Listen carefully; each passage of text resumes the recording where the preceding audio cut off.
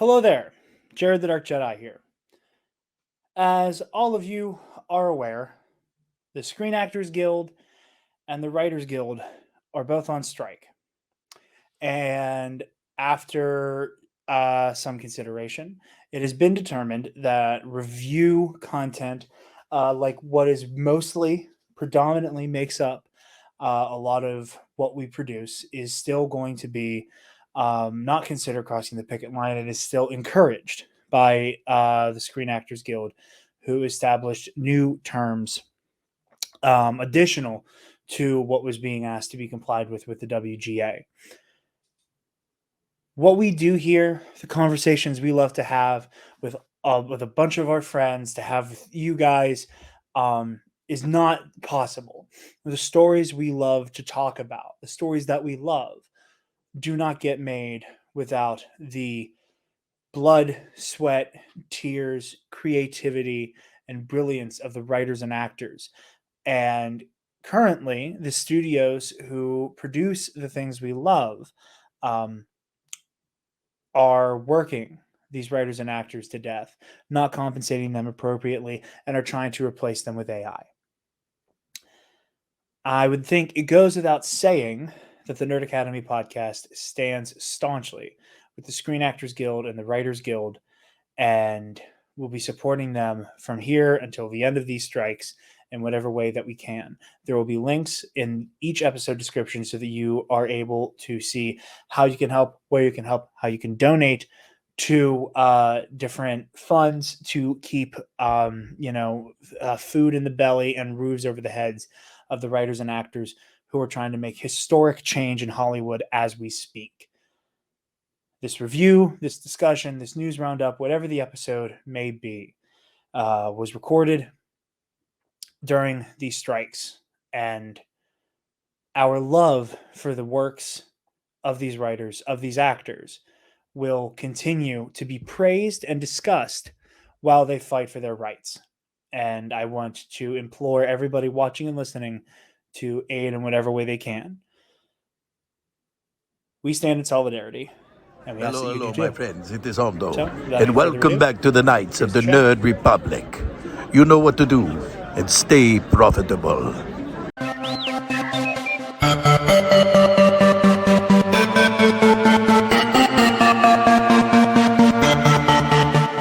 The Nerd Academy podcast is released weekly at 12 p.m. Eastern Standard Time, available on our website at www.thenerdacademypodcast.com and wherever you listen to podcasts. You can find the Nerd Academy podcast on Facebook, Twitter, Instagram, and YouTube.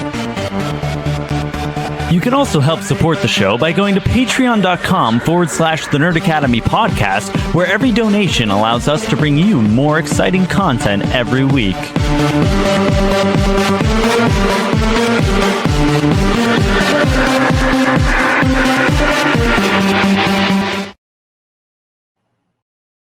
Hello there, and welcome back to Knights of the Nerd Republic, the show where your favorite nerds talk all things about the galaxy far, far away. I don't know if I said those exact words in the beginning of the show or not.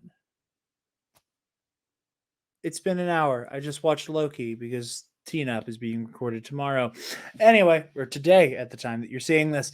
Anyway, this is Knights of the Nerd Republic, and we are here to talk about the Ahsoka finale. We're joined by the wonderful Frank Janisch of Scoundrels, Inc. So, very excited to have a conversation with our dear friend Frank.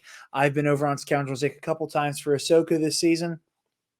So, yeah, get a nice little, back and forth going here. Just here to do some quick intro stuff and a little bit of housekeeping. We say it at the end of the episode. The goal next week is that 3 episodes of the Versus series will be dropped. At least 3, hopefully all 4, if not 3. So stay tuned for that. Keep your eyes out. I'm very excited to crank those out for you guys. Very excited to do these episodes. So check that out. I am on For the Republic this week. This weekend, allegedly, is when the episode is dropping. It's me joining Andrew, Dom, and Connor to talk about our favorite Star Wars video games. That was a blast. I hope you guys check that out. Go ahead and check out our friends over there. We have some really fun topic episodes in the chamber for KNR in the near future, as well as, again, the Versus series. And it's Loki, so TNAP is coming back. TNAP proper, that is. So, yeah, go ahead. Be sure you check out all of that stuff. Stay tuned to the channel for our Loki coverage. We're going to be talking about how the strikes have, one of the strikes is over. One of them is still very much going on with negotiations ongoing.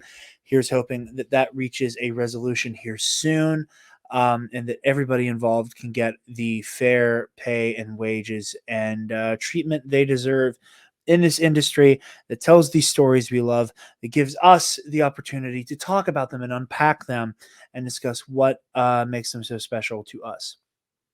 So, with all of that said, before I throw you guys over to Past Me for the episode, a word from our lovely sponsors at Sunday's Bloody Mary. SundaysBloodyMary.com has the most badass Bloody Mary accoutrement in the galaxy with their 3-time award-winning spicy Caesar mix and their award-winning garnishes with their pickled dilly beans, okra, asparagus, and rim salt. If you want to get freaky, garnish that bad boy and get nasty with that salted rim. If you guys follow the link in the description below, and use the code TNAP at checkout. You got to do both of those things. It's the link and then the code. You can get 10% off your order and help out your favorite nerds while you do it.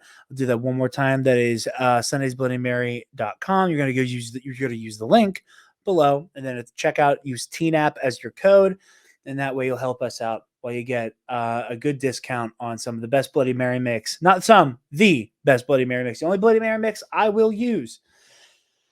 And I'm a bartender. So what are you going to do there? Anyway, that's all I have for you guys. Please enjoy this episode. It's a lovely, lovely time. And it is time. We took a week off because I was going on vacation and recording schedules were not friendly. So we're here. We're talking about... I always forgot the last week's episode title. What was it? Nightmares and Madness or Dreams and Madness? Yes, Dreams and Madness. Dreams and Madness. And this week's finale... with the banger title. All these episodes have had banger titles. Yeah. The Jedi, the Witch, and the Warlord. And we are joined, of course, by Mr. Frank Janisch, Frankie Numbers himself. That's of right. Scoundrels Inc. How you doing, man? Thanks for having me. Absolutely. Happy to have you on. I've come on a couple times for Ahsoka season over on Scoundrels Inc. So it's fun to get the crossover going the other direction. Right. But yeah, we have some bananas episodes to talk about. We were talking a little bit off air, and I think that just something I want to get into the conversation here up top is that as much as I liked Dreams and Madness, I think it was a really fun episode where we finally got to see Ezra, be within the narrative. Got to see him and Sabine interacting and working together. Some of Thrawn's cunning at play, but it felt like how a lot of Rebels loves its 2-parter finales, and Rebels would kind of do us the favor of putting both of those episodes out in one sitting. And I feel like Dreams and Madness is going to get unfairly maybe overlooked in the grand scheme of things, because so much of it was setting the table for this week. It laid the groundwork so much for this week to just go that in hindsight, I think it might be overlooked. I think, and Kason, you said you wanted to give this a try. I think a better viewing experience could come from the finale being a 2-parter, and us just getting both of these episodes in one go, and it just kind of feeling like a mini movie. That's what I was gonna say before. You mentioned that, and you said it felt like a mini TV movie, and I was like, yeah, bro, just make it a decom. Yeah. Super easy. I am Mithron Yerodo, and you're watching the Disney Channel. Oh my gosh. And you get the da da da da, but it's like the terrifying fucking organ music. They should have did that on Disney XD back when Rebels was airing. 100%. Right? Yeah. Like a Rebels Halloween special. Oh my gosh, that'd be great. But yeah, Frank, how are you feeling now that we've reached the finale of Ahsoka? How are you feeling after this last week of Ahsoka season? Well, I my initial watch of the finale, I had a great time watching it. And I had a lot of fun watching each episode, and each episode brought a lot of different joy and excitement in its own different ways. And real quick, I also go back to Dreams of Madness. I think you might be right about it being overlooked that episode, but also that is technically the last meaningful episode with Shin, and more importantly, probably Balin, i.e., Ray Stevenson. So Yeah. for that, I will probably pay more attention to their parts in that episode more than anything, because as we'll talk about, I'm sure we got snippets of them in the finale, which I get to a larger extent. It's the Ahsoka show, and it's focusing Yeah. on her confrontation or battle with Thrawn, if you will. Overall, again, sitting with the episode and the series for the past couple of days, once you talk about it a few times, well, there's some, what, they could have did this or did that, and oh well, how about that? And so there is that part of this now that it's all complete. But at the end of the day, I still really, really enjoyed the series. Really, really enjoyed the finale for all its awesomeness and its faults, if you will. But overall, I'll happily revisit this series over the next few years. Is what it's going to take to we get a continuation of the story. Yeah, yeah, absolutely. And I do think you're right. I think that kind of tackling the elephant in the room with the late great Ray Stevenson. I think that we were talking about this on the like kind of decompression live stream call in, that go back to the sequel trilogy when it was coming out. There was not a sense of it's now or never until we realized that The Last Jedi would be Carrie's last movie. Yeah. You know what I mean? And then at that point, when we realize, oh, and I don't say this as a pejorative, but like when we realize that Leia spends most of The Last Jedi on the bench, that we aren't going to get another big Leia story, and then that movie ends with Luke dying. So you end up in this weird place as the viewer, with knowledge that could never have been foreseen. That we're kind of left going, oh, well, what now? But there was never a sense of that up to that point. I don't think anybody had any real thoughts of, oh well, if they don't stick the landing here, they can never do it again. Which obviously we realized was going to become a lot harder once Carrie was gone. I think there's a similar situation here with Ray Stevenson, that he brings such life and gravitas to Balin's skull that we as the audience, I feel like, would want nothing more than to see Ray be the one to bring Balin's story home. And that because so much of the tale of Balin's skull is him saying this, I've made this joke more times than I can count now, where like, he will just walk into the room, say the most enigmatic, foreboding shit you've ever heard in your life, and then walk out.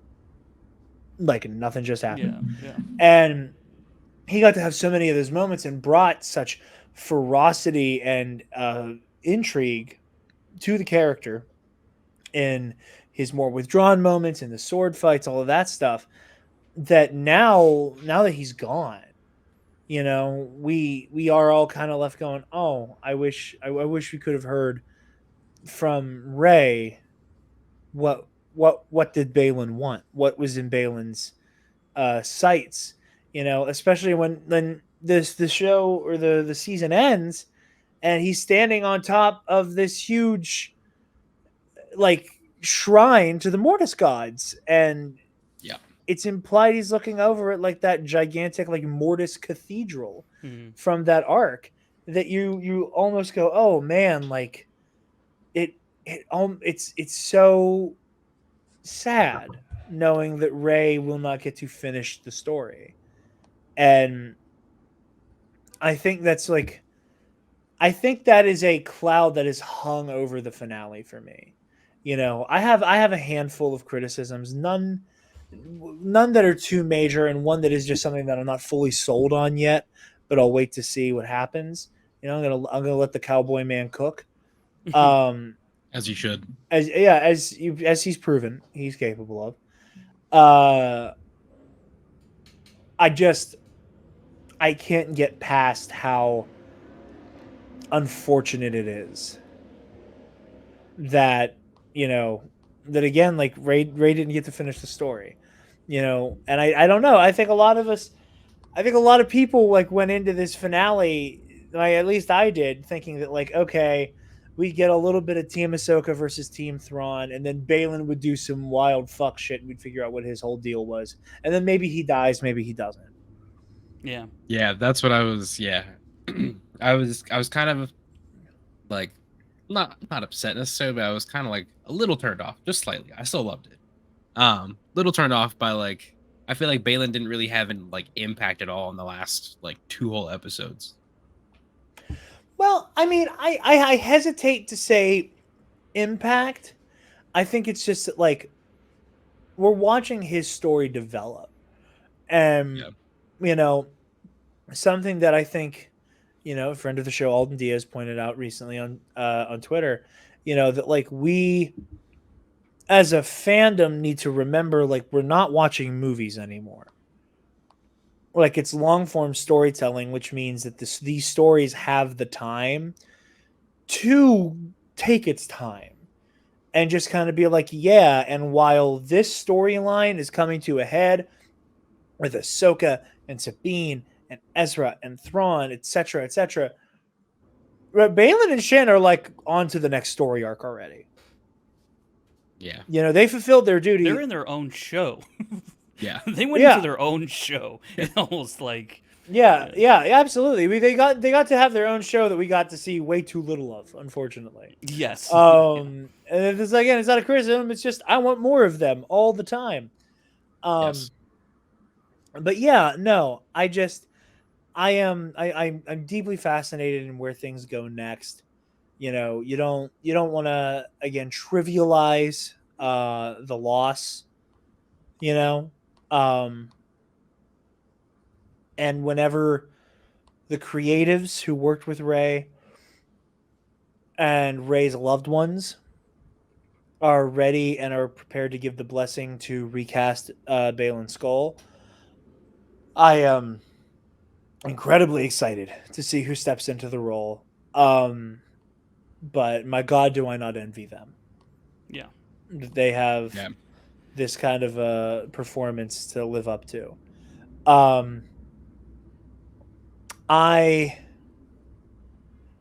Okay, Frank, we had a lovely conversation about Night Troopers. That's right. A couple weeks ago. That's right. I'm kind of like hitting some hits here from like previous conversations I've had over the course of the week. I think it is really funny. So first of all, we were so close. We were so close. They weren't dead yet. They weren't zombies right. yet. Yeah. So you see them get reanimated, and that's all cool, and that's all fun. What I think is really funny is if we travel back to 2016, 2015, when the lead up to Rogue One is happening. Okay. And there's that, oh yeah, and here's this new trooper type called Death Troopers. And then all of the nerd websites, because they needed clicks, pretended to say with a straight face that maybe this like elite bodyguard trooper was a zombie, because it shared its name with a book about zombie stormtroopers. And there was this whole, are the Death Troopers connected to this underrated Legends classic? And 32 reasons why these are the same person. Yeah, 13 reasons why this is a fucking zombie guarding an Imperial officer. And then we all knew that wasn't the case. And so did they when everybody was printing those articles. Right. And then 7 years later, Dave Filoni did the funniest thing and said, "No, they actually are zombies. We just took the long way to get there." Right. I thought that was funny. Um, but no, getting into the weeds here with like a lot of like the metaphorical and kind of the mythic elements here that I think really define this show. Um, how did everybody feel about Ezra's new lightsaber? And by how did everybody feel, I mean how many boxes of tissues did you go through? I thought it was a really 0. great. It was a really great scene. Thank I you, was Connor. more excited to hear the conversation, and it didn't. It was cool to hear, and did I get a little nostalgic? Sure, a little bit, and I think that's okay to feel that way when a lot of the other audience or general audience won't get that same feeling. It's it is what it is. But I thought they did a great job of laying out the lineage and why that piece was important. It feels more important to probably people who have watched Rebels and know that story between Kanan and Ezra. So I think it was meaningful, and then on another level for longtime fans, meaningful and more impactful than another part of the audience. Which it's going to happen with a lot of different franchises of this magnitude of all these stories when you try to tell stories like this. So that's kind of. But so I think it was a great job, and I love that it was blue, and he had the same type of emitter, and getting the Caleb name drop there, which probably went over the general audience's head of like, you just said Kanan, who's Caleb probably, and you know what? Right. You can look that up on the internet or watch an explainer video or something like that. But it was a fun scene, and just having Ezra interact with Hu Yang, who has like a wealth of knowledge of the Jedi Order and what they were and what they represent, compared to when he was when he was an apprentice to Kanan, who was like a half-trained Jedi and trying to make his way in the galaxy after being hunted for a majority of his life, and perhaps wasn't as probably is not definitely as knowledgeable as Hu Yang, but also Hu Yang gives another thread of connection to Kanan for Ezra in that sense, because Hu Yang says, I taught Kanan how to make a lightsaber, and I just really thought that whole scene was really cool. No, I agree with you completely. I think that I've always said that the lightsaber is one of the most unique like weapons and like archetypes of a sword in all of fiction, because so much of a character's story can be told with a lightsaber. Like just looking at the sword, and how it influences them. So the fact that you see Ezra kind of, for the most part, rebuild his second lightsaber with a lot of those parts, but like knows that he has to pay homage to his master in this moment. That like that in this moment of homecoming, Ezra is so like, no, it has to be like Kanan's. This part has to be like his, because if it isn't, it's wrong.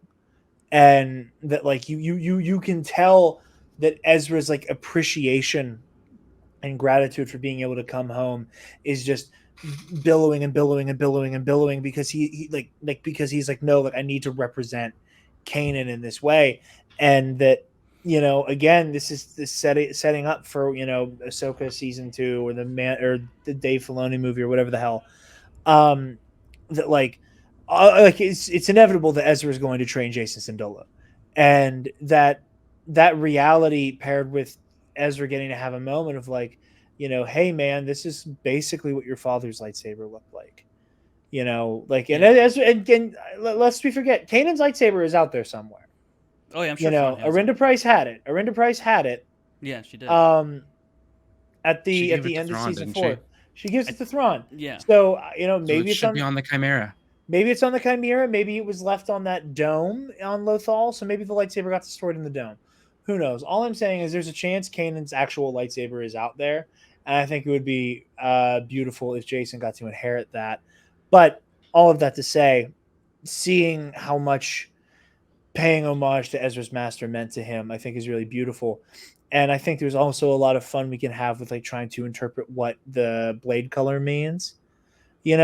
Like, did they just have a blue kyber crystal laying around?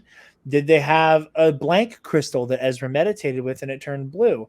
I think it's interesting to propose that if you follow, Ezra's arc in in the Rebels rather, where he's fun little Jedi Aladdin boy, and then he kind of has that dark streak, Yeah. where he builds his own lightsaber and the kyber crystal changes and the color changes when he builds his second lightsaber. That I love the idea that he kind of hits that valley as a Jedi, and by the time he is older, he's wiser. He's at the point where in this huge pitched battle against a horde of stormtroopers, he can go, no, keep the lightsaber I gave you. I can handle these guys with the Force. That when the time comes for him to take up his sword again, that like it's almost, I don't want to say reverted back to that like blue innocence, but that like it's almost as though he has revalidated that type of like aggressive optimism. Um, that I think is really really beautiful for him. Because I've been very team Ezra should get a new lightsaber, and I'm glad that he did. And him having a new lightsaber made for some of my favorite shots, I think, in all of live action Star Wars television. That hero shot of Ahsoka in the Ahsoka the white battle outfit, standing there in the ready stance with Sabine and Ezra behind her. Yeah. That again immediately one of my new favorite shots in all of Star Wars. Yeah, Absolutely. There's nothing crazy going on. It's just so surreal to see it. Yeah. And it is just so much of a like grand heroes moment. Because we've never seen 3 like that in live action before. No. So it was yeah, cool. like not since the Republic, like not since Attack of the Clones and Revenge of the Sith. I mean, yeah, that withstanding. Yeah. That said, hopping over to the baddies here for a little bit. I guess Revenge of the Sith. My bad. Anyways, at Palpatine's office, but nonetheless. No, but still, but I mean, even then, like you know, there's something so fun about, at least to me, like you look at something like the Battle of Geonosis, like the fight in the Petronaki Arena. Mm-hmm. Yeah, it's cool, it's awesome, and it's you have this sea of blue and green. Like I don't mean to tell tales out of school. I don't know who all here has seen like the couple leaked shots of the Acolyte trailer back from Celebration. But like that shot at the end where it's just that fucking cluster of Jedi and it's just blue, green, yellow, green, green, yellow, blue, green, yellow, green, green, blue, purple, blue, green, green, green. Like it's just this wall, this fucking like spectrum of color all over the place. A shot like this one where like the greens and the white and the blue is also vibrant. It just looked so good. It made me so happy. Yeah. But hopping over to the the baddies for a minute here. I really do love I really do love Morgan Elsbeth's journey over the course of this show. I love the idea of her being she is so dedicated to the cause, but the thing that makes her fascinating is that we as the audience do not know what cause. Truly. Like she's it's all like Thrawn's calling to me, and and hey, now we have that back in episode 2, I think it was, where there's that voice, it's like Morgan Elsbeth. Yeah. That like we were all like, that's not fucking Lars Mikkelsen. Now we know who it was. That you have all like trying to figure out what her whole thing is about.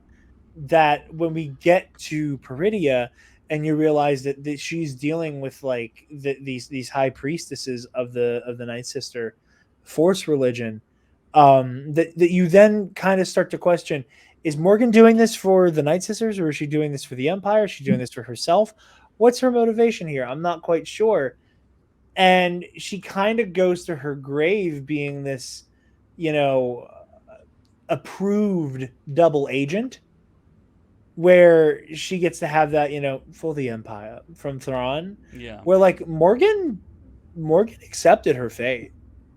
Morgan, I don't know that like had Morgan succeeded, and she kills Ahsoka and she kills Sabine, and Ezra is captured, or any other permutation of a defeat for Team Jedi here, that Thrawn goes, "Oh, you've defeated them. Well, we're going to touch back down so you can get onto the Chimera."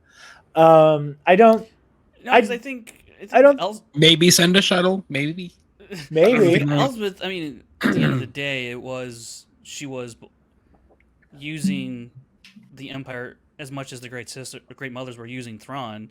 A means to an end, to get to wherever, Peridia basically, and then the Great Mothers then reward her the Gift of Shadow, or what I think it was called, and then you get the Blade of Talzin, which is a very cool scene. And so, and then as Thrawn and everyone walks off, she mutters under her breath for Dathomir.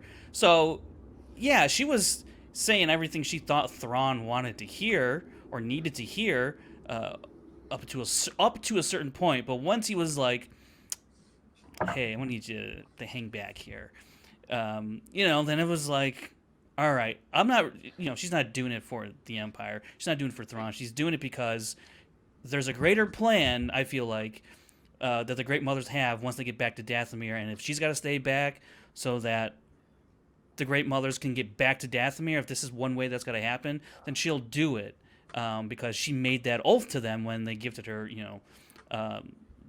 the Gift of Shadow, whatever it's called. So. yeah, no, and and I don't. I agree with you, but I do think part of it is that she does have a sincere loyalty to Thrawn. That I think at least to me, that's how I interpret it, and that's what makes her so fascinating to me, is that she is, I think, equally committed, to both worlds, and I think that that final exchange of for the Empire, for Dathomir, Yeah. is like I think it's almost, I don't think it's a no actually for Dathomir. I think it's for the Empire and also for Dathomir, because we both have bad blood with these remaining factions. That again, go in whatever direction you want. Yeah. It's all up for interpretation. I'm not sure. Next season will come out and maybe we find out, oh, the Night Sister has been fucking with Thrawn this entire time, and Morgan Elsbeth was They just waiting for absolutely her are. moment to lop his head off. They're gonna flip at the first chance they get on each other, both sides. Both Yeah, sides, I think. absolutely. Yeah. Because I think Man, I hope you're wrong. You say what you're going to say, Kason, but I hope you're wrong. that do we know if Morgan could communicate back to the Great Mothers, or was it just her hearing them? I think it was just her hearing them. Okay, so I guess they wouldn't have any information. I was gonna say maybe like if maybe they even felt like a shift in the balance of the Force. Like if the Great Mothers knew that in the main galaxy, the Sith and the Jedi are both kind of down and out. They're like, hey, we're Force wielders. We'll come take everybody's shit. We'll come take over the whole galaxy. That's cool. Oh, absolutely.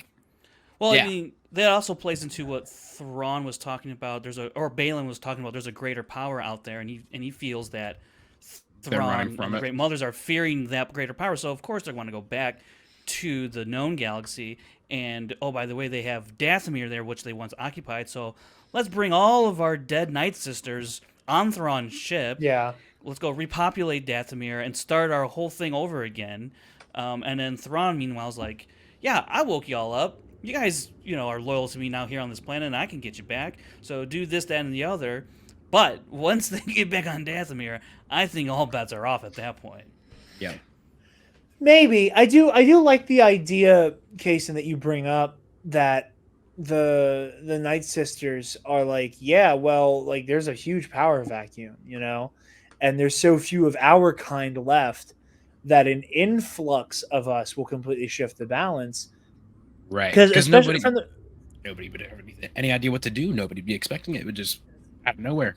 Absolutely. And first of all, I think there's an element of the Night Sisters were a people, not just a creed, Right. like the Jedi Order can rebuild because a philosophy, a philosophical viewpoint can be rebuilt.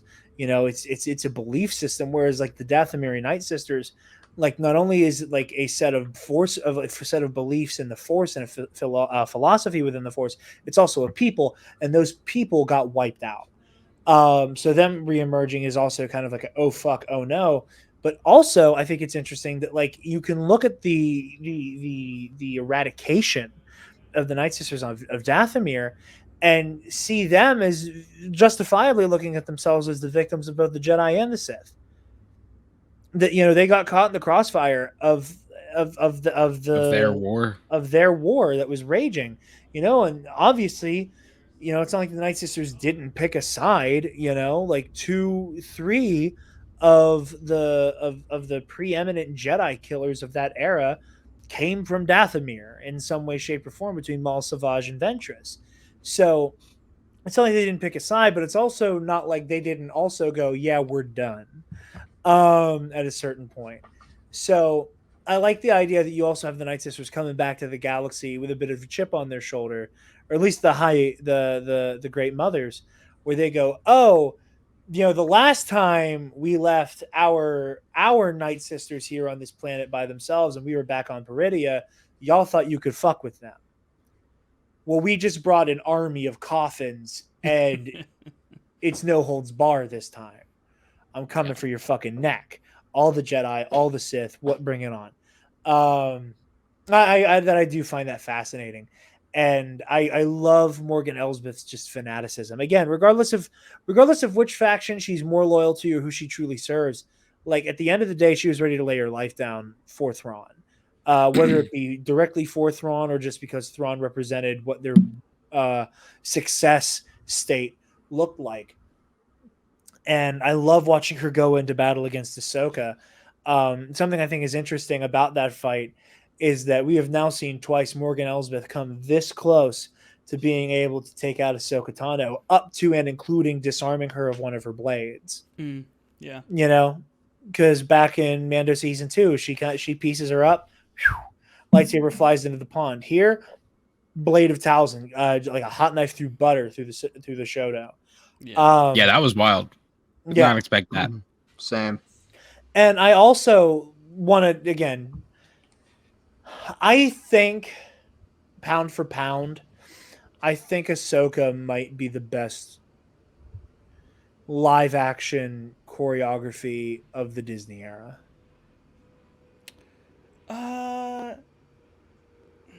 I think I'm not fully ready to lock that in. But it's I up think there. there's definitely a different approach between the sequel movies and what they wanted to do in Ahsoka, because I think there's still a lot of emotional weight behind most of the duels in the sequel trilogy. You know, Kylo and Rey, and then especially in Rise of Skywalker, Kylo and Rey. I think that one's really powerful and moving. The throne room scene is a pretty cool choreographed sequence. I think it's really intricate for what it presents on screen. But then the Ahsoka's battles, you know, or duels, those are all just really, they do harken back more to the prequel era type of dueling, but it still has their own distinct style. So I don't know. Yeah, it just really depends on what flavor you're more attracted to, I guess. Well, I think the thing that I like so much about the Ahsoka choreography is that it feels like the perfect like it feels like this beautiful polycule of all three of the trilogies. I don't even know what that word is. like a romantic unit made up of multiple people. Okay. I thought it'd be a funny turn of phrase there. Hopefully somebody laughed. I didn't- Hopefully somebody laughed at that. I'm laughing now. In the ether, I'm laughing in the now. ether. Great mothers, lend me your dark magic. Make this joke funny. But like, I think that there's a very fun marriage between all three of the trilogy's fighting styles in Ahsoka that we get. That now we can only truly see now once we can look at the show as a whole. I think that there is they have the groundedness of the original trilogy, you know. I think that just in the way that the characters are planted, they're like, I don't, because obviously you don't get any like crazy Duel of the Fates people who are doing fucking backflips and fucking corkscrews in the air and shit. But like there is the sword play itself is very ostentatious, Yeah. like it looks pretty, it's fun to watch, it does look highly choreographed, but it also never leaves its bounds in the way that the prequel fights do, where like nobody stays in one place for very long. But it also has that brutality and inventiveness that the sequel trilogy does so well. Like the sequel trilogy, like people get fucked up with a lightsaber, and you see a good bit of that in this show. Or like with a lot of the kills that we see, between Marok, Sabine hits that one Death Trooper with the lightsaber lobotomy. We get another decapitation from Ezra. The way Ahsoka drops Morgan Elsbeth feels like a Kylo Ren kill. That boom boom wombo combo from her lightsaber and then the sword of Talzin, like that felt like something you'd see in the sequels from Kylo Ren. They keep leaning into this whole. I love that the Rise of Skywalker got other Star Wars fight choreographers, that everybody has started doing the whole like, I'm gonna try to use the Force to brace my blade because holy shit, are you strong? I like we've seen that a few times here. So we see that with Ahsoka, we see that with Baylan, but like even obviously, like the way Anakin fights felt copy pasted, fully copy pasted. But like still, like it maintains some of that brutality and that inventiveness in the sword play. Like that move he does whenever he's still like Anakin and it feels like he and Ahsoka are sparring at first. That moment where like they're going back and forth and he catches her in the thrust and she's like blocking in like an X. And then Anakin's like pushing on the pommel to try to break her guard. You never would have seen that in the prequel trilogy. That's something I more would associate with the sequels, and I think I think that Ahsoka hit this really great equilibrium for all of the different flavors of lightsaber combat. And while I maintain that I think my favorite fights in the show were either Baylan v Ahsoka 1 or either of her bouts with Anakin in the World Between Worlds, I think that the culmination of the stunt coordination in this show came in that like tower siege. The only time I've ever had an issue with any of the action in the show was in that moment. I said this before, and again, the more I think about it, the more it's one of those like, who fucking cares? But like Ahsoka looked goofy when she was deflecting the blaster bolts. I don't know what it was. There was a weird like loosey goosiness to it that was I think was only so bizarre because Rosario has been so dominant in the lightsaber duels. That when we see her fighting somebody like head to head, blade to blade, she is, she's bringing physicality to it that is just rivaled that only rivals Hayden Christensen. We're like I think there's a reason why that fight works so well. It's because they bring the same level of intensity. It's on the level of Hayden and Ewan and even Daisy and Adam. But that moment where it's that like one shot of her up front and she's just going, ha, ha. It was like this, like, it looks like she's putting too much oomph behind it and not enough at the same time. It just didn't work for me. And again, I think just deflecting laser bolts with lightsabers in live action, it's just gonna look a little wonky because sometimes it does, but I never got that until this moment in the show, and it's happening at the same time as Iman Esfandi and Natasha Lubridizo are fucking selling it. And I think that's the only reason why I noticed Ahsoka is that her scene partners, like, I don't know, like, it's faking in space, and I've never held up a sword and blocked a fucking bullet with it. You're not John Wick. I'm not I'm not Ryan Reynolds in X-Men Origins, cutting the bullet in half and shit. I'm not that fucking cool. But like, I don't know. Do you think it's because of the dual wield?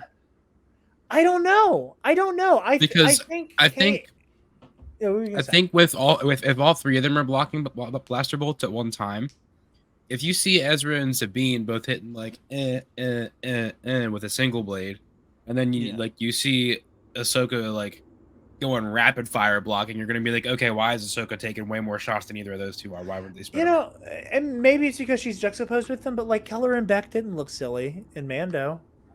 You know, I was like, That's fair, but he's also the only one there. you're again. There's no one else on screen to compare it to. Yeah, I don't know. There was just I something don't that know. was like weirdly loosey goosey about it.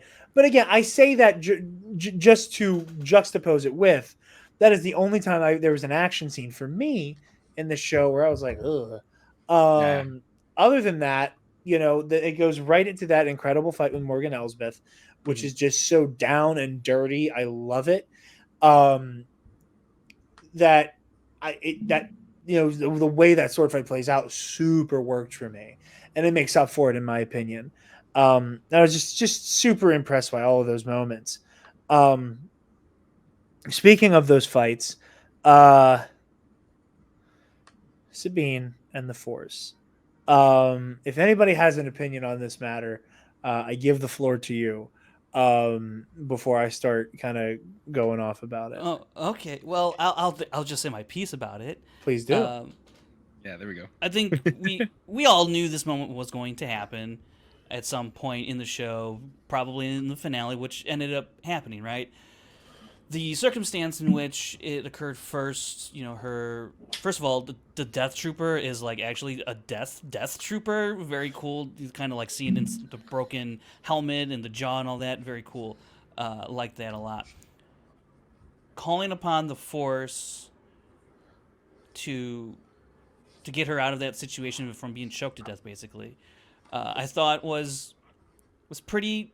It was a good moment. It's something a little predictable, but that's okay. I think it Yeah. makes sense to call upon the Force in a time of dire need, and so I think that's great. Where it got a little bit of a bridge too far for me, and not that I'm just like completely shutting it down and like that's it ruined it. It's not any of that. It's just I just go when she's all of a sudden like, hey Ezra, let me throw you across. And and rightfully so, he's like, huh? And she's like, I can do it, and I'm and it's a very Ezra thing to be like, okay. I think especially when it comes to Sabine, who he does have a lot of just inherent belief in her, so that does track. But the ability to like help him breach that distance, even though she just started grabbing a lightsaber that was like, I don't know, 8 feet from her. Okay, I think there's, and I've talked about it on Scoundrels, and I think well we all did on Scoundrels. I think there was different ways to execute those ideas. So I'm not like super bothered how it happened, but I was just like, I think there might have been a more impactful, a little more interesting way to go about how they kind of revealed, or not revealed, but just executed these scenes, these moments. But other than that, I think it's very cool that Sabine has tapped into the Force. I'm curious though, was it just a matter of in the heat of the battle she was able to just tap into it, and that she can have problems outside of that type of environment? I don't know, we'll have to wait for season 2 or whatever story we get next from them. But yeah, I think it didn't ruin for me, but just a couple execution questions on my end. I understand that. For me, the thing that I love about the way that Sabine finally touches the Force is that, first of all, it makes me happy that we're gonna forever argue about whether or not she actually fucking did anything with the door. Right? Very true. But I think that moment serves a larger purpose than asking that question. But I digress. Oh no, I think that is the beginning of Sabine shattering those final walls. I think that there's a reason why, arguably, the first time Sabine uses the Force, it is her like blasting through a barricade. Yeah. breaking down that metaphorical and wall. Yeah, she literally helped with the help of her best friend and her master breaking down that wall. Yeah. So that when we have her pinned up against the wall about to get strangled and or eaten by the double death trooper, she, I've always, I do, especially with Rey in The Force Awakens, I compare it to how the mutant X gene manifests in X-Men comics, that it is often in a moment of extreme duress and stress and um, fear for one's safety, that you kind of get this adrenaline rush where, oh fuck, like for the first time your powers are going to manifest and it's here right now like this. I think of the Force in a similar way, but less of a like, oh fuck, I'm gonna die, and like it being a matter of duress and an adrenaline rush, and more so this sense of it being now or never. Like as corny as it is, and let's not kid ourselves, Star Wars is as corny as it gets. Sabine had a moment of either I believe in myself or I die. Either I commit to this or it's game over. And Sabine, after having this conversation with Ahsoka, where Ahsoka makes it abundantly clear, like, I choose you, I choose to stand by you, I have your back, you are protected, it doesn't matter what you do, it doesn't matter what goes wrong, I am here for you to protect you, to help raise you to become, the Jedi, or the capital J, lowercase J Jedi you want to be. So Sabine knows that she can count on the people around her for the first time in a long time. She knows that if she does not act now, she's about to die. She knows if she does not act now, Ezra's chances get infinitesimally worse at surviving, because now he doesn't have someone to watch his back during this whole clusterfuck. So in that moment of, I need to protect myself, I need to protect my friends, I need to believe in me right now, or nobody will, because I'll be dead. Catches a lightsaber, fucks up the Death Trooper. And then I think that Sabine goes, oh, I can do it. Mm-hmm. And I think from that moment of I can do it, I said this all the way back at the beginning of the show, that I think that part of Sabine's mental blockage that kept her from being able to excel with the Force is that she knows her Force potential is minimal. Like Hugh makes it very clear, whether we want to call them midichlorians or whatever, that like her genetic predisposition to being able to manipulate the Force is not as good as other people. Namely, the two Jedi she watched do boot gang shit for the better part of the fucking Galactic Civil War. Like she watched them constantly lift each other up with the Force, throw shit around, Force push Darth Vader, fucking pick up the Grand Inquisitor and throw him across the room. They watched them do all these crazy Force feats.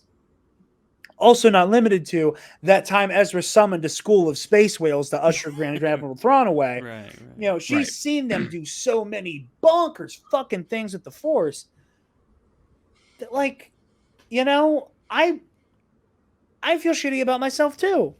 I can't move a fucking cup. Ezra summoned whales. Right. I can't move a fucking cup. Kanan found a way to use his eyes after they got stabbed. But I can't move a fucking cup.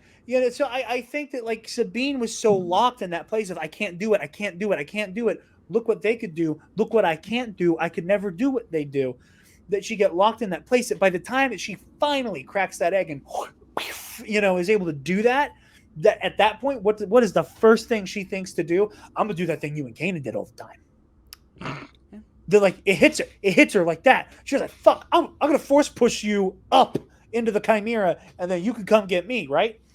I think that that's why I buy that moment completely. I understand that a lot of people, there were emotional moments that folks feel like either didn't get to breathe enough or that like were kind of like sold short. I am not going to argue with anybody. I think that not actually getting to see Ezra and Hera hug was just dumb. I think that was just a bad editing decision. because there's no way that they hugged. There's no way that Iman Isfandi and Mary Elizabeth Winstead like did not hug each other on set and then oh help who directed? I lost his Rick Famuyiwa. Yeah. Didn't go okay and cut while they were hugging. That was a bad editing decision. But like this one of Sabine like finally cracks that nut under duress the same way Rey does, the same way Luke does. And then immediately, now that she's like broken through that self-conscious barrier, is like, I'm gonna do the thing you do, because I know I can do that now. That worked for me perfectly. And I think that, you know, despite the fact that Sabine is in a different place than we saw her last, you know, she still has. Oh, it is raining. That she did, you know, she still has that rebellious streak, but she's not as spunky. She's not as, you know, she's like, hey guys, how's it going? You know, like there's kind of a bit more of a hard edge to her now. I think that is the first time we see kind of that just like gleeful element to Sabine's character bleed through, and it just made me really happy. Speaking of spunky Mandalorians, Spencer Simpson. Hi guys. Hi, Spencer. Better late than never. Hello, sir. Absolutely. Hello, everyone. How are we doing this evening? We're good. Spencer, we're talking excellent. about the Ahsoka finale. So give us your thoughts. Get us Drop caught some up knowledge. into the mind of Spencer Simpson. Yeah. I liked it. A couple things that I really like. I like the, what are they calling them? The night troopers or whatever. Yeah. Like that. I love their energy. I love the aesthetic. Like I love Enoch. What a cool character. He's got to make his way to the Galaxy of Heroes under the Imperial Remnant faction. Like I need to see it, and I need to see it now. I'm happy that Thrawn got away. Okay. As hot a take or not as hot a take as that might be, I really don't know. I just arrived, but I think it'll make for a much, like if the show just ended that way, I'd be like, well, that was dumb. But like the fact that he got away and we get to pick up next time with them coming back to a galaxy that already has Thrawn on the loose again, I think would be interesting. So yeah, I mean, for me personally, I was never betting against Thrawn's return, just because like I will be shocked if the Dave Filoni movie isn't Thrawn as the villain. You know what I mean? Yeah. Like I will be thoroughly stunned if he is not the big bad of whatever Dave's Mandoverse movie is. Yeah, I think it's fun to see the character of Thrawn getting his just desserts, you know, on screen as well as in animation. So I think it'll be neat to have him be the feature of a film. I think it'd be pretty neat. So yeah. How you feeling with that Mortis stinger? I kind of saw, not that I saw it coming, but I was not at all shocked by that. Like in the same universe where like there were Night Sisters in the adjacent galaxy that found their way to the main Star Wars galaxy, and knowing from like the Book of Sith, for example, that like the Night Sister lore, like the Night Sister, this I don't know what you'd call it, like the writings of the Night Sisters. Yeah, like they were aware of the existence of the Mortis gods, like before, according to the Book of Sith. Like they first popped up, I believe, in the Clone Wars, but after the fact, when they published Book of Sith, they were like, oh yeah, and by the way, the Night Sisters knew about these guys for a long time. So that's not at all a surprise to me. And that's a really good point. That's a really good point. I'm not sure about the canonicity of Book of Sith, but like that is a fantastic way to look at it. Of like, well, the fucking Night Sisters knew. No wonder Peridia has some type of, you know, Mortis-y stuff going on. But then doesn't that raise the fact that the Great Mothers, the Night Sisters, wouldn't even attempt to harness that power, but here comes Balin and he's like, I'm going after it. Like, I mean, hey, nobody said. Look, listen, we talk all about how Balin's skull is incredibly charismatic and enigmatic and fascinating and foreboding. No one said this man was smart. but was he No- gonna show up there and No be one, like, no one said "Daddy's this man home." was not willing to bite off way more than he could chew. The way that was posed made me think the Night Sisters were like scared and running away, and then Balin's like, "I'm about to ride this motherfucker." Yeah, yeah. Balin's skull on his howler, climbing up a giant rock version of the Father, just Leroy Jenkins, you know? Just charging in like an absolute madman. You could do it. No, that is a good point. There it is. I was looking at my bookshelves. It was hiding behind my bulk pipe tobacco. Makes Nice. sense. That makes sense. That makes sense. Nice. Yep, there you go. So Spencer, just because you haven't been on for a lot of Ahsoka stuff, just because schedules haven't allowed it, where are you at with Balin Skull as a character? I've been meaning to hear your thoughts on this, and I'm so glad you're here now. You know me, almost always I'm going to favor fresh content over just about anything else. Like, if you ask me if I would rather see a TV show about Darth Malgus, like one of my favorite characters in the history of history, or like some brand new character, I'm probably still going to pick brand new character, because like that's just I love fresh perspectives, fresh the Winged Goddess. Oh, damn. If you can read that. Here, let me full screen you. Oh, yeah. I'm going to see if it's on the next page, too. Yep. The Winged Goddess. And then on the next page, we have... This is story time with Spencer, by the way. The Fanged God. So, like, Okay. this was... Let's see if it's in the back maybe somewhere. But this sucker was published in 2013. Yeah. So this is that's about almost as old as like the last or the fifth season of Clone Wars, like the last season of regular Clone Wars. The last season of Cartoon Network Clone Wars. Right. So like this was published by Lucasfilm. Yeah. So I want to say that it would be canon.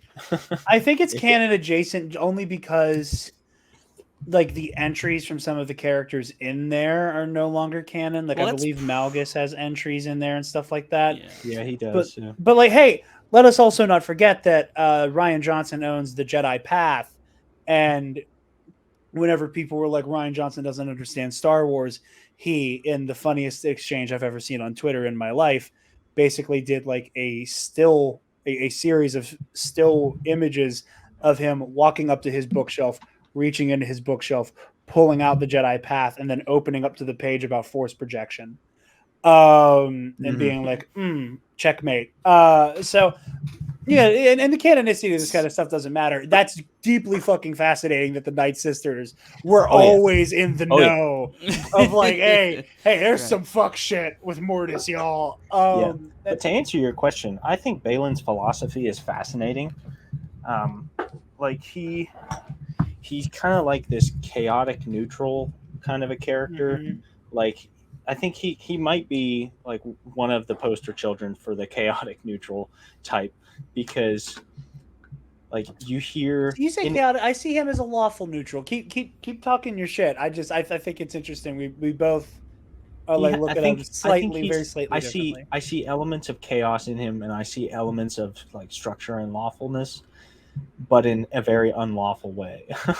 It's like it's a very Machiavellian approach to lawful neutral. He's like, I'm gonna make some chaos, but it'll work out lawful. It's like kind of how I'm seeing him, and as a character is very interesting. I really liked Balin Skull. I'm first and foremost devastated on behalf of Ray Stevenson's family and those close to him for his for the loss of Ray. But I think in a here's that all the way up here, and then in my basement is what a loss for the Star Wars franchise that we don't get to see more of this character. Like a very interesting take on a Force philosopher. I think you had an interesting point early on, Jared, that he's like the the dark Qui-Gon Jinn in a way.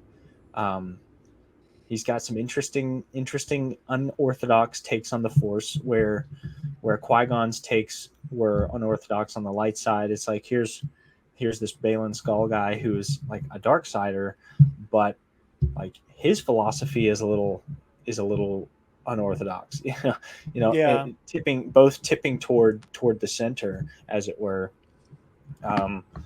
But this is maybe the first time I can remember finding a character that they just want to achieve a lasting peace, Yeah.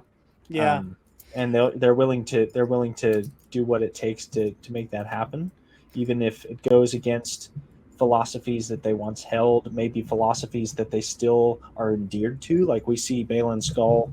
What does he say? Like I like the I don't miss the Jedi. I miss the idea of the Jedi. Did he say something like that? I don't miss the order. I miss the idea of it.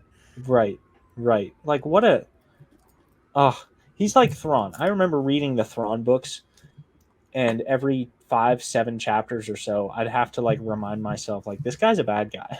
Yeah. Thrawn is a monster. Yeah. Like, stop rooting for him. He's awesome, but he's a bad guy. That's how I felt about Balin. I was like, you need to stop rooting for this guy because he's kind of a mess. Well, real quick, this is like a quick non sequitur, not quite a non sequitur, but like a tangentially related topic.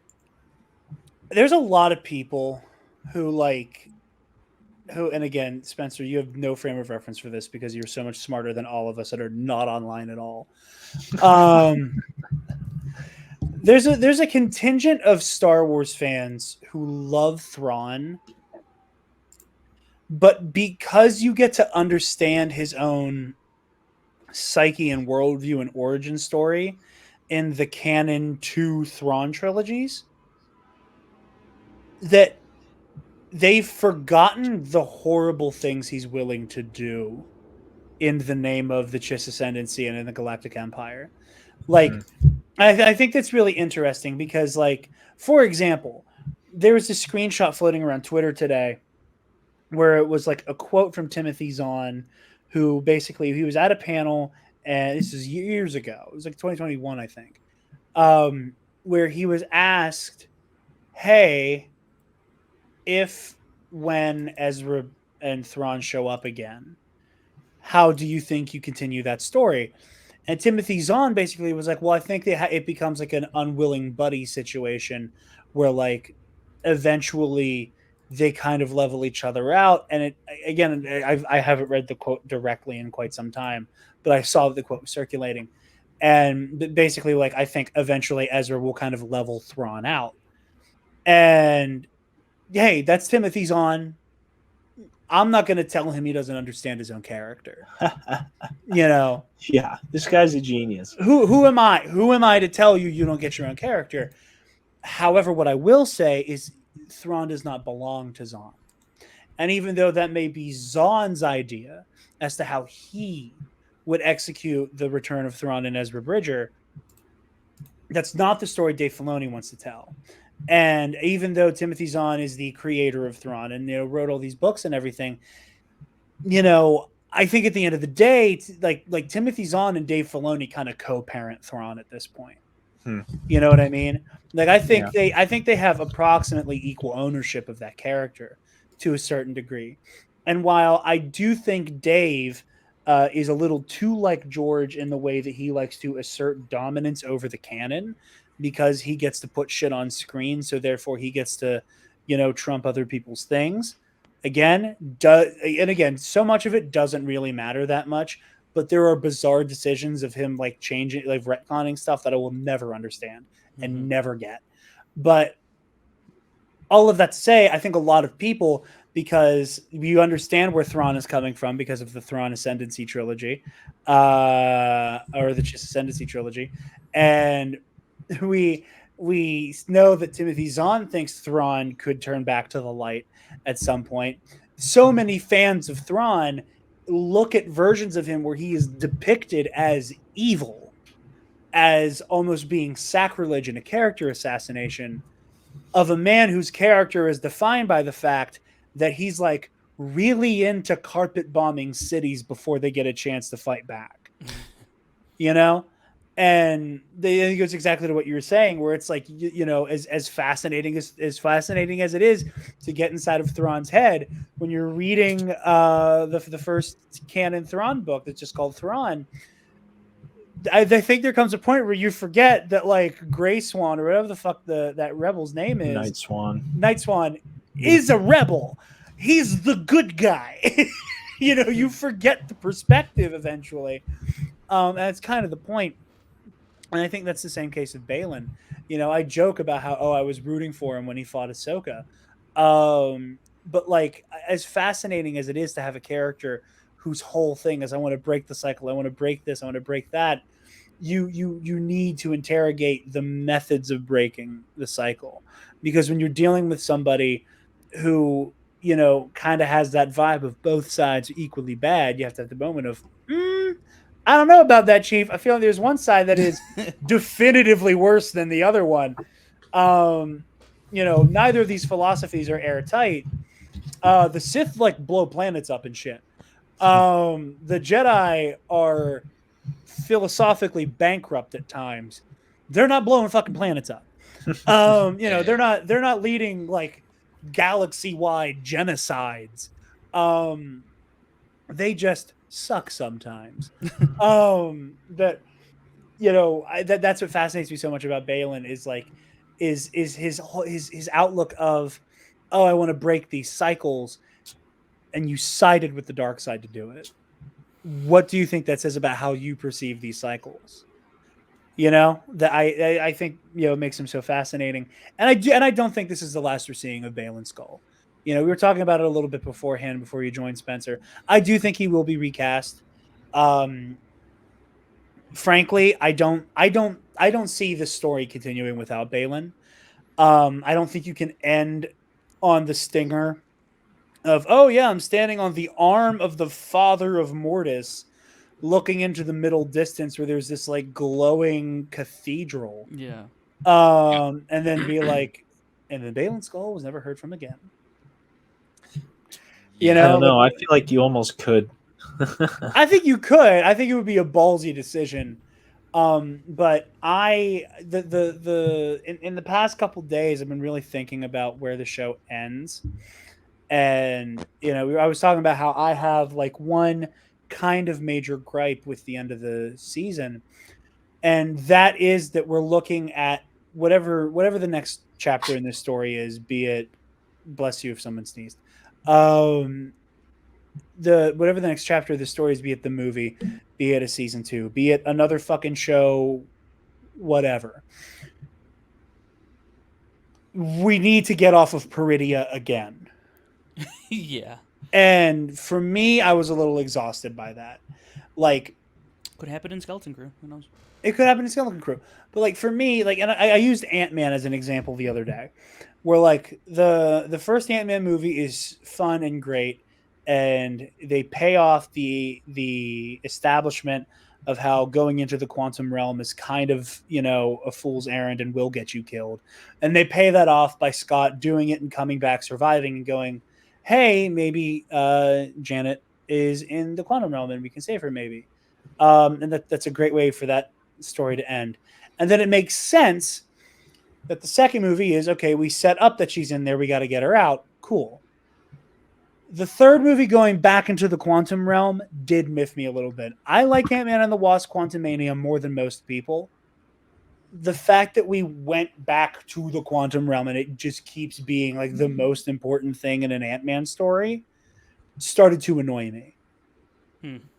I am afraid that Peridia is going to become okay, we set it up and then we went there and then we came back and maybe we'll go again. I don't need us to keep going back and forth between this new galaxy. Like I want this excursion to the new galaxy to be something that is just so exceedingly rare, and something that like they make abundantly clear is hard to do. All of that said, wouldn't it be crazy as fuck if Peridia is just Mortis? I've seen a couple of things that say that, and I'm like, I don't know, because like how I don't know how do you explain that? Like, how do you explain what happened in the Clone Wars then? Like, But why do you have to? That Anakin, Obi-Wan, and Ahsoka pass out and wake up. Like it's not like the Clone Wars tried to explain anything. You know, it's just this weird anomaly in the Force that like they got brought to. And I think if there is some gateway between Mortis and like the main Star Wars galaxy, and like that Peridia and Mortis are either one and the same, or Peridia is another gateway to Mortis, I think it would be kind of cool if they find Balin and it's like, oh cool, Mortis, and Ahsoka's like, oh yeah, I remember this, I died here, and then they're like, oh, there's a gateway back into our galaxy, because Ahsoka's like, wait a minute, we kind of just showed up here and then we left, and we're all still very confused as to how that happened. That like maybe Ahsoka's able to reason out that like this is our gateway home. We don't need to rely on being able to convince a probably dying Purgle to ferry us back to our galaxy. We don't have an Eye of Sion. That perhaps like the gateway is Mortis, and Mortis just exists at this like weird point in time, very Doctor Who. That just Mortis is in every galaxy at once. Mortis is everywhere, like concurrently, and that you enter here, you can exit there, kind of like the World Between Worlds. I think that's a cool way to connect them as well. But that like Mortis, like the gateway to Mortis that they went through in their galaxy during the Clone War can be exited through Peridia, getting to Mortis because it is on or connected to Peridia. I don't see another way here without Mortis being deeply involved. Like, I know a lot of people are talking about how the daughter's head is missing on the statue, and like whatever that fucking means, if it means anything. If it means anything. If it means anything.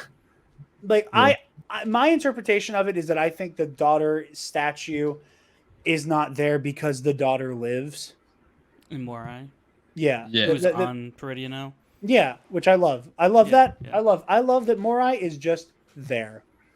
Yeah. No questions asked. Yeah. She's intergalactic traveling Morai. Yeah. Knows no bounds. Yeah.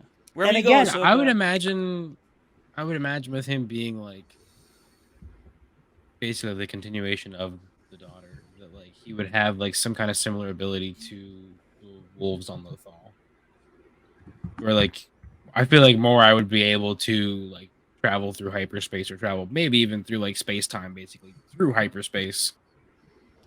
Oh, sure. I mean, I don't want this to come across as though I'm like diminishing what you're saying, Kaysen, because like I love getting into the weeds with that kind of thing. The reason why I love Ahsoka, the show, so much is because how rooted it is in high fantasy. Absolutely. I don't give a rat's ass about how the fuck Morai got there. Like, I just love that she's there. You know what I mean? Like, I don't want it to come across as like, oh, shut up, you're making it less fun. I don't want it to come across that way. No, you're good. But like, I just love the fact that Morai's just there. Yeah. You know? Well, because like, I don't. Does Ahsoka know that she died on Mortis? I don't know. It's been so long. I don't think she does. I don't think she remembers after they left. Yeah, no, because I just watched the Clone Wars and Rebels before the start of this. So I watched that like this summer. And so like when they get sucked in, I'm pretty sure like because they were going to meet like Rex and the boys. They're like, "There's nothing here. What the fuck?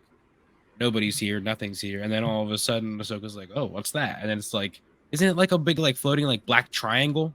Like a black. It's like a diamond. Yeah. Yeah, like, it's a diamond. That's what it is. Yeah, it's like this just like diamond shaped thing, and then they're like, okay, I don't know, and then they start getting sucked into it. It opens, and then they all pass out, and they wake up, and they're like, oh, what the fuck is this? Well, I do also think, and again, I didn't remember that. Even if Ahsoka doesn't have any memory of it, I think it would be cool as shit for her to like be on Mortis, and it like all come rushing back to her. That would be wild. Yeah. Like, it'd be real Like crazy. I think she remembers the time A live on action Mortis, flashback aside of on from maybe Mortis. death. Yeah. Yeah. But just for just snapshots. Just Yeah. snapshots. Just like Ewan and Hayden. And, yeah, just and, like just oh my just God. brief flashes of her like, and it's just like little kid Ahsoka, Anakin, and Hayden, or Ewan and Hayden, just all there together. Like, Oh, just that brief screenshot flashes be on of it. Twitter in like Oh, 0.001 dude. seconds. What? So what if? All right, so the father, son, and I mean, I guess the daughter's body would still be there. I guess. Perhaps. What if the blade is just hanging out somewhere, and Ahsoka finds it, and it's like, and then Force echoes, like senses of Force echo of like, psychometry the daughter getting Yeah. like stabbed in the back by the brother and everything, and then she's like, Oh, oh man. shit, that's what happened. Oh man, that could be cool. That'd be really interesting. I'm just fully convinced that we are headed towards a huge Mortis thing, and I get something I haven't seen a lot of people talking about. Okay, so I think it's really funny, and I will be the first to admit, but I don't know something. I don't know something. I don't know much about Abeloth. Yeah, nor do I. I don't think there's that much really out there to begin with. Everything there is, but all of it is so deeply convoluted Yeah. that like when you like it that if you pull up Abeloth's wiki right now, you are not gonna. It's gonna take about 5 or 6 paragraphs for you to remember that this is about Star Wars. Yeah. If you printed that out and handed it to somebody with zero context and went, "Hey, this is this like really cool cosmic horror thing I think you'd like," but again, not priming like your average Joe, Yeah. they're not going to figure out that this is about Star Wars until like they say, and then Luke Skywalker. Right. You know, like it's just going to take forever. So I think it's funny that everybody is like talking about Abeloth. This is Abeloth confirmed, which like the balls on somebody to say that out loud. Yeah. Like, you know, I'm so the way everybody got burned with WandaVision. Like Abeloth is just replacing Mephisto, and Yeah. like we have not learned a single lesson. Nope. But I mean, Dave is the man to bring things out of Legends. he is. And listen, if there's anybody I trust to do some buck wild bullshit like Abeloth, It's the man with the cowboy hat. It's that cowboy. Oh shit! It's that cowboy. That's who I trust to do it. Yeah. But everybody's talking about Abeloth. The father is pointing at the cathedral. Looks like it. Yeah. You can't convince me that like that's not just Mortis over there.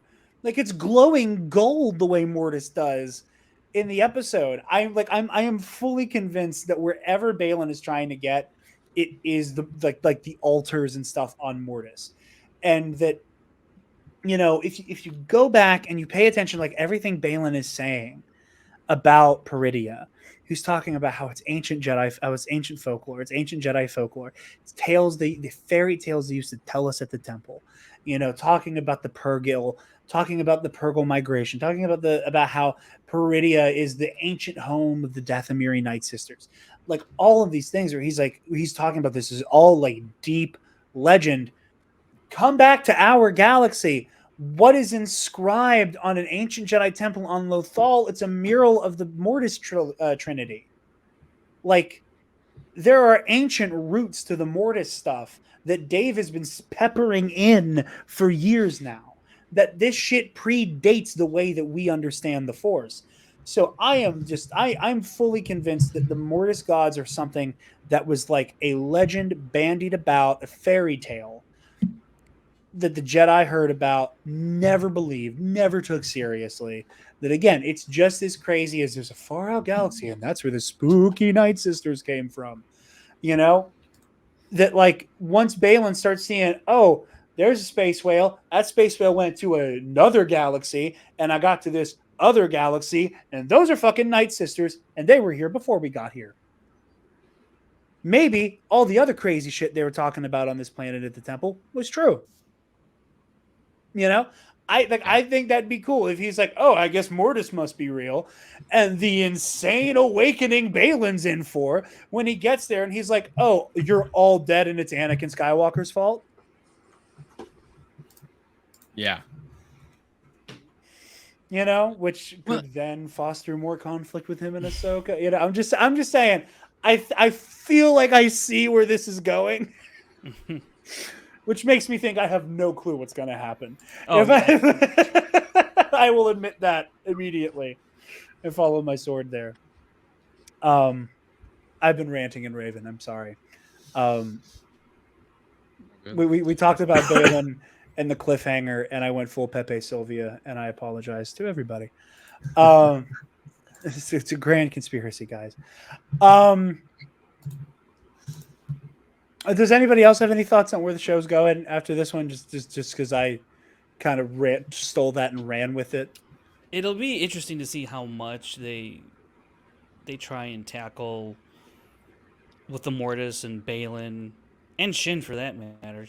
Just because it just seems like they're on such different paths than what Ahsoka, Sabine, and Ezra are trying to get back to the known galaxy to fight Thrawn. Whereas Balin's after a greater power. Shin, I have no clue what she is going to do with these bandits on this planet. Is she going to take them and go after Ahsoka and Sabine, or is she going to try and, I don't know. And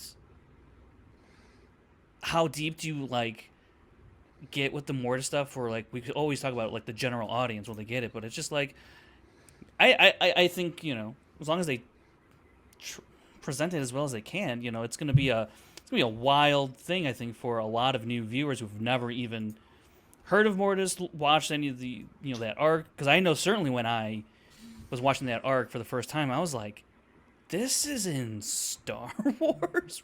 Yeah. What the hell? I was like, this is pretty wild. But see, that's the thing. I think with an 8-episode season run, they're not going to get 3 episodes or even 2 episodes in season 2, I think, of Ahsoka. To kind of delve into it the way the Clone Wars did with 3 22-minute episodes, right? So you're talking about an hour of stuff, but that's also at an animation pace, Yeah. not live action. So there's a lot more stuff you can get away with, and it's a little easier to digest in animation form. When you put in live action, that's a really interesting thing to tackle, which I think they're gonna on some level. It just depends, what Dave's plan was for Balin all along. So because they're gonna have to recast to continue that story. I just no way you can just drop off and be like, well, he went off that way and then he was never heard of again. I don't know. Yeah, it's not like he was riding off into the sunset. Right. He was going to do some shit. Yeah, and I'd like to know what that exactly was. Yeah, do some shit that seems like it's going to be at the detriment of all our heroes. Again, but as Spencer brought up, the ball's on Dave for it to just be like, oh yeah, Balin's just hanging out on Mortis now.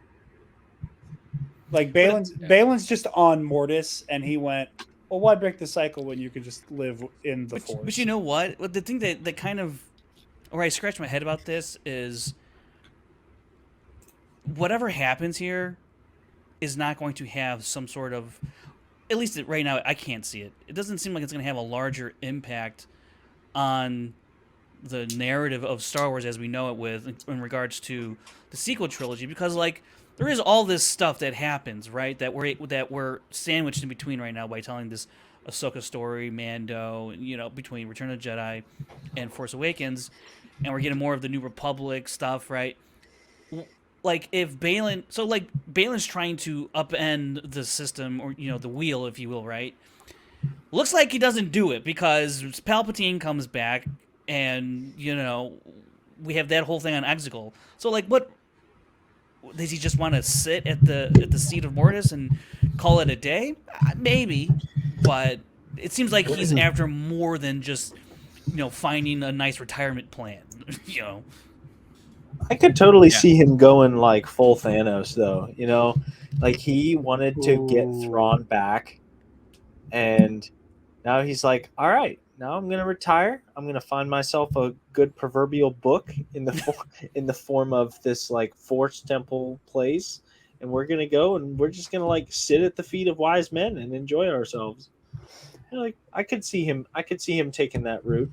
I find that interesting. I think my response to what you said, Frank, I guess, is that we don't have the full equation of Balin's motivations or plan. And Yeah. I do love, again, like, we are prequelizing the sequel trilogy, where like we know where we have to end up. So because we know of how horrible what the First Order will do to the galaxy at large is, we inherently are dealing with a tragedy. So we are going to have that same tragedy as in the prequels, where it's like, oh, look how fucking close they came. Look how close they came to cracking this wide open. If it hit a little different at just the right time in just the right way, thousands, hundreds of thousands, millions of lives are saved. Mm-hmm. And they can't, and they just cannot, they will not crack that nut. And I think here, Balin's obsession with, I'm going to upend the system, I'm going to break the wheel, I'm going to shatter the cycle. That's all well and good whenever you're standing where you are and see the light side and the dark side is equal parts of the suffering of the galaxy. Let's say you're successful. What you're not factoring in is the fact that Darth Sidious is alive and in hiding, with an army that would rival the Grand Army of the Republic on its best day. Like that's what I really like about. That's what I like about the way that Balin's philosophy proves itself wrong. Is that every time you have somebody who's, whose grand calculus of the world is it's all equally bad, I choose to be not on any side but my own, and not be good and not be evil, but some even cooler, sexier third thing. That like that person who's convinced themselves of the third thing is always going to be wrong, because inevitably the evil is going to do something you never could have imagined, but because you kept demanding that the good side like rise to the occasion of not being shitty because evil exists. Like I don't think Balin could ever have factored in the Emperor lives, the dead speak into his equation.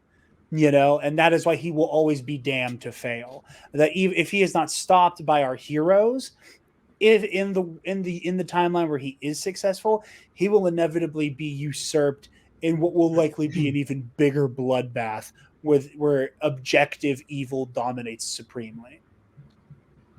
I fucking love Star Wars. Yes. God, I love this shit. I concur.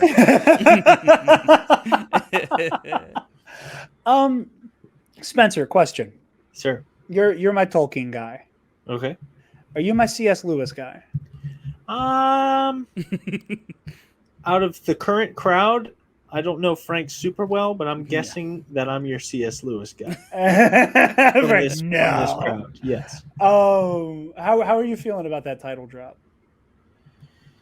Because we were talking earlier about how every single episode title in Ahsoka has been a just immaculate banger, and I was cheering. Like I started hooting and hollering for Fallen Jedi, just because like I felt like I was being pandered to. The Jedi, the Witch, and the Warlord is like the exact flavor of when Star Wars says "fuck it" that I love. So I wanted to hear what you thought as somebody who's who has a good understanding of Lewis. I'd be curious to see if, I mean, you don't do things like that by accident. I mean, this is the same guy. This is the same Filoni that titled the last 4 episodes of Cartoon Network Clone Wars after Alfred Hitchcock movies. Like, go back and check, folks. The entire like Ahsoka's framed for murder arc have Hitchcock movie titles as the episode titles. Oh yeah. Or at least a derivative. Like Mhm. instead of The Wrong Man, you have The Wrong Jedi, etc. Yeah, the So- Jedi who knew too much. Yeah. Exactly. So we're dealing with Filoni here. Filoni is a film nut. He loves classic themes and ideas. He And likes he's a high fantasy guy, as we've seen from gestures at the season of television we all just watched. Yeah. I mean, it's. I don't know. I don't want to assign any meaning that isn't necessarily there. I think he's a fan of play on words. I mean, you have a Jedi, you have a witch, and you have Thrawn, who is coming back to unite, warring factions of, or at least isolated factions of Imperials under one banner. So it's like, I think that this is just like, this is what he thinks about in the shower. I don't, as a guy that and wolves. that and also Definitely, wolves. Yes. yeah. As a guy that's pretty well familiar with the Narnia books and movies, as well as with Star Wars, I mean, you certainly have parallels here, like portals to other dimensions is a thing. Like, you have a witch in both cases, so there are like some interesting, like, Also, They like have the wood that. between worlds. What's that? Also, the wood between worlds, the roll between worlds. Oh yeah. Yeah, I just saw that actually today somewhere on Twitter. I was like, oh. Yeah, Dave just straight up like plucked that. Yeah. Like, all right, that's fair. That's cool. Yeah, yeah. So yeah, I mean, he's clever. He's clever, and who knows if there's more to it than just, hey, it sounds nice, and there's a couple parallels that we can draw, but yeah, Closer inspection to really get into the weeds with that one. I know, and again, I can't take any credit for this because obviously, I'm not as into Lord of the Rings as you guys, but Alex in his Easter egg video was talking about how like the statues look like the borders at Gondor. Oh, the Yeah. Argonath, yeah. Argonath, yeah, that thank was you. that was my first thought when I saw that. I was Thank like, God somebody attempted to say that word before I had to. I was just like, yeah, Gondor, the statues at Gondor's border. Yeah, Yeah, the Argonauts. yeah. But do you know who they are? Is anyone that sweaty but me? Ganoth. No, I don't know. Oh, okay. Well, then, If Then I'll in an save- I'll alternate save my universe, sweat. yes. I was saying, just hit up Alex Spencer. I don't fucking know. But yeah, no, there have been all those parallels. Obviously, like Ahsoka the White, the way that Ahsoka has her own Gandalf journey of she is defeated, she falls, she has her spiritual reawakening, she arises in this like purified version of herself. I just love Star Wars. Anyway, does anybody else have any final thoughts on this finale before we wrap this bad boy up? I had fun. I had fun watching it, and that's the least I can ask from a show like this. I'm just happy we got it to begin with at all, because I saw stuff that I didn't think we'd ever see in live action. Going back and talking about Anakin and Ahsoka World Between Worlds, like all of that stuff, like all of that was worth it in the end. Like just that little part would have been worth it, but we got a lot more than that too. So really, really happy that Disney pulled the trigger on making this show, and hopefully a season 2. I think a season 2 is imminent. With that, while we bring this on home, Connor, where can lovely people find you, my guy? They can find me on Twitter at @banana, Instagram at ConmanJFO. What's the other podcast I do? Crap. For the Republic? For the Republic podcast. You can find us over on Twitter at For the Repub Pod. We have podcasts on Spotify, Apple, wherever you listen to podcasts, YouTube, all that fun stuff. And then I'm on the most recent episode that I don't know when it'll be coming out, but I was on for a episode about our favorite Star Wars games that I believe should be coming out around the time of this episode you're watching now dropping. So keep an eye out for that. I may or may not have accidentally hijacked about half an hour of that show to talk about that shitty Obi-Wan game for the Xbox. Do you did. understand my language? Thank you for being one of 4 people on the planet who know. And then I write questions over at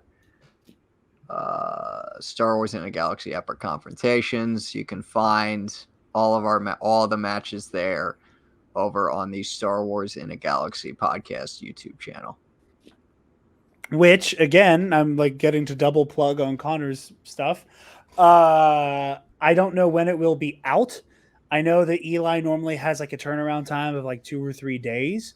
But next Saturday, I have a match that I will be playing against a mystery movie trivia Schmodown veteran.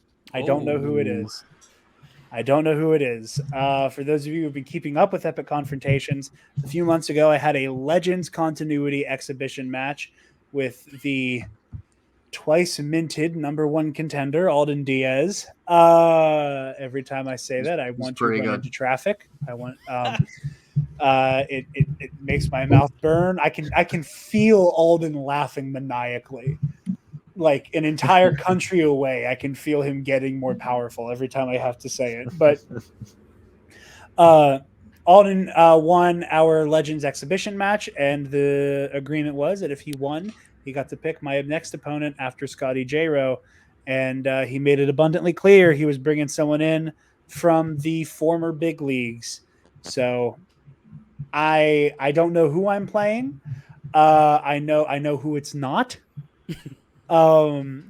which is slight comfort that it's not the worst case scenario for me. I know it's not either of the Damons.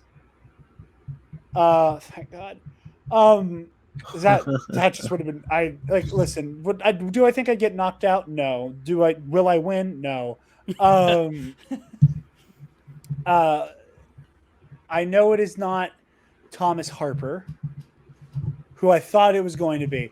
Thomas Harper, I believe, was on a recent episode of Epic, or I was on a recent in a Galaxy, I think, and I think he was one of the former Schmodown players who sent in a video for the rematch with Scotty, because Eli had like Schmodown vets read questions in round 1, which was fun. I think Tom Harper was one of them. Someone went, "Oh, Eli has access to Thomas Harper," and I gotta, oh fuck, it's gonna be him. So it's not him. So it's not the Damons, it's not Thomas Harper. I know it's not Ken. Thank God. I know it's not Laura Kelly. So my current prediction, I'm just going to set this in stone now, and if I'm wrong, I'm wrong, which is not a great way to start off. It's the scientific method. It's the scientific method. Yes. Forming a hypothesis. Good job. I formed a hypothesis, and eventually I will be definitively proved right or wrong when I see whomever shows up on the other side of the screen. My current guess is that I know Alden wants to make me suffer. So I don't think he's not going to saddle me with somebody who held a belt. So my current prediction is Sam Witt. No. My current prediction is one of the Demolantes. I think it might be Nikki or Andrew the Hunter Demolanta. Those are my current predictions. I hope I'm wrong. If I could wake up next Saturday and it's like, oh, I'm playing Adam Witt, and I'll be like, oh my God, thank you, Jesus. The shade. No, I love Adam Witt. He's a fantastic character. He's a fantastic character. I love him. I'm just talking mild shit. But anyway, go check that out. I'm sorry I hijacked Connor's plugs there for that bit. No worries. Kaysen, where can the lovely people find you, my guy? Twitter and Instagram are both at Cray Breezy. I don't know where it is on screen. The last time I tried to point to it, it was not in that spot. When I watched the show back, and I was like, all right, I'm just never going to point to the little bubble again. But wherever the bubble is, I feel like for me, it's right here right now. But I think it's actually over here for some reason. I don't know why. Yeah, you yeah, got to get used you to know. the mirror. Yeah. I don't know why I wouldn't just mirror it here though, but whatever. I digress. That's me. At Cray Breezy for Mr. Case and Yes. Breon. Also here on Knights of the Nerd Republic. Hell yeah. And maybe an epic confrontation soon. Wink, wink. Um, Wink, nudge, nudge. Spencer, you don't have any pluggables. Well, I have a brief one. You have a maybe. brief pluggable. We have a plan in place, Jared and me, to catch up on all of the versus matchups. So Yes. keep your ear to the ground on that. Those will be coming out within the next few weeks. We're going to get all caught up and then get, more details once I start doing the Patreon stuff at the end here. And also Spencer and I have something, another little something cooking in the oven here. Frank, where can the lovely people find you and what you do, my friend? Yeah, you can find me over at Scoundrels Inc. on YouTube and all the social media, Twitter, Instagram, TikTok, all that stuff. And we have a link to a Discord channel that we have. And if you do join our Discord in the next week or two, I'm scheduling a time, trying to figure out a time when to do a virtual screening of a cut of my Revenge of the Sith / Siege of Mandalore, the last 4 episodes of Clone Wars Season 7, and I merged them all and figured out where each part of the Siege of Mandalore takes place within Revenge of the Sith, and it's like 3 hours and I forget. It's a long cut, right? So I love this. You can't really air that anywhere publicly, right? So, but you can stream it inside the Discord channel. So if you head over to our Discord channel, hit the link there, and in the next, like I said, in the next week or two, when I figure out a good time to air it within the Discord channel, Revenge of the Sith, Siege of Mandalore cut will be happening in our Discord channel. That sounds epic. Release the Mandalore. That sounds awesome. Yeah, it was really fun to put together and like how things flow, because sometimes there's that one scene where they're having like a briefing, and it's perfectly cut between like Revenge of the Sith briefing room and then Ahsoka walks in and see, now you're in the Clone Wars episode. It was really fun to put together, and really it's pretty cool to see it all meshed together. When you I have a request. Oh, what's up? Could you this is a much easier request. Just the 6 episodes of Kenobi, just cut together like it's a You know movie. what? I'll do you one better.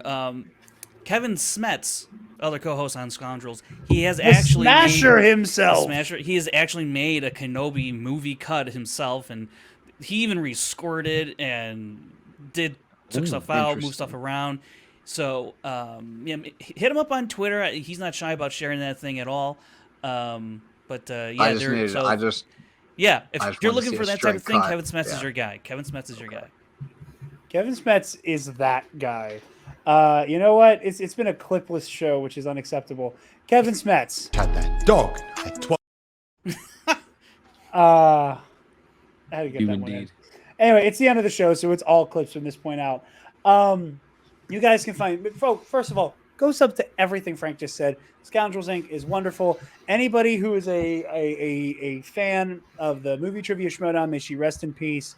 If you're not watching Scoundrels Inc., what the fuck are you doing? It's just all Schmodown folk talking Star Wars. It's the best of both worlds. Go watch it. And I show up pretty frequently as well. So if you're watching this, I guess you should go watch that too. Anyway, you guys can find me at Twitter and Instagram at DarkJedi2552, and you can find the Nerd Academy podcast on Facebook, Twitter, Instagram, YouTube, wherever you listen to podcasts, and at our website, thenerdacademypodcast.com, where if you want to get your hands on some Nerd Academy merch, you go ahead and click that student store link. T-public.com. Oh my gosh. I forget to use that clip all the time, and I was like, I can't forget to use it today. And you guys can get on over to our Patreon. Hey, give me $1. Speaking of our patrons, thank you to our $10 alumnus, Keandre Lloyd. Colin Provolone. Sir. So good.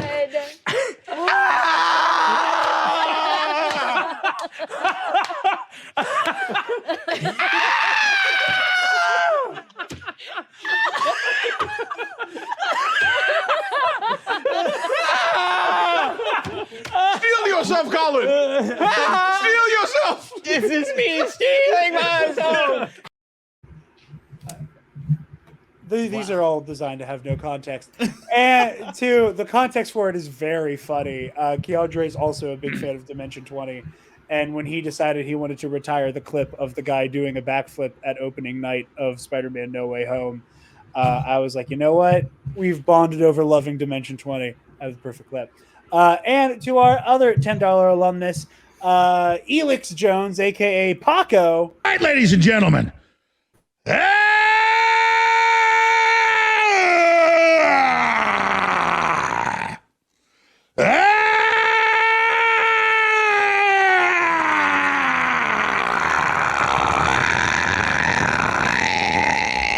From the front lines of the information war, it's Alex Jones.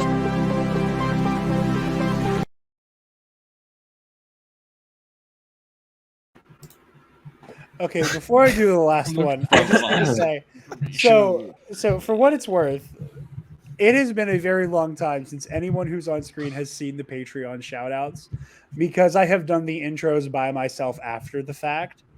But because of that Schmodown clip, I had to do it while Frank was still here. And what I just got to experience on my side, because I can see everybody's little window while the clips are playing, I saw Frank laughing his ass off, even though he knew it was coming. And what I saw was Spencer laughing and nodding along with the clip the same way Alfred looks at Batman at the end of The Dark Knight Rises. Like he just saw an old friend he hadn't seen in years. Like Spencer, I don't know, like it was a check your face moment. You looked so visibly pleased to see that clip for the first time in months. It was very funny. I wish you all could have seen how I saw that of Spencer just a knowing smile. All right, ladies and gentlemen. Anyway, and a thank you to Ray Clausen, who asked that you consider donating to Equality Texas to help keep queer kids safe in the Lone Star State. That's the other reason why I do that last part by myself, is because I don't want to admit how many times I've fucked that up. I started saying it, and I was like, well, that's just how I got to say it now. And it's a tongue twister. Why would I do that to myself? Anyway, at the $5 tier of our Patreon, not only is the Versus series making a comeback, it's making a big one. If Spencer and I have our druthers, we are recording at least 3 episodes of the Versus series next week, all of which will be dropping that week. So in any particular order, I'm not sure what, I have an idea as to how we would like to record it, but you will be getting Porter Engel versus Count Dooku. You will be getting Stellan Gios versus Dagan Gera. You will be getting Darth Bane versus Luke Skywalker. And then you will be getting October's matchup, Darth Krayt versus Darth Sidious. Very, very excited for that. Hoping to get something out spooky for Heroic History 101 as well. So going over to our Patreon, at the $5 tier, you get access to our Patreon exclusive shows. And at the $10 tier, you get a personalized shout out at the end of every episode. If you would like to join the cacophony of clips that happen at the end of this show, $10 and I shout you out, and you give me some silly, goofy ass clip, and it just completely disrupts the flow of the end of the show. And we all enjoy it because we get to have a really good time, honestly. It's a really good time. You get wildly out of context clips of Dimension 20 and Alex Jones yelling, and Ray Clausen, when I said, hey, what clip would you like? He said, here's a charity I'd like you to promote. And then I didn't know how to handle that at first because I felt like a goofy ass. And I'm like, all right, guys, let's have a loud, obnoxious clip. Anyway, give me your money. Give us your money is what I'm saying at the end of the day. That's all. But next week, hopefully, we're going to try to get a Ahsoka season review out. That's the plan. Also, stay tuned. The main show's coming back with some Loki Season 2 coverage. So stay tuned for all of that. Thank you, Frank. Scoundrels Inc. Go check that out. Go watch the Mando cut that Frank has made. No, thank you all. I don't have a Mando cut.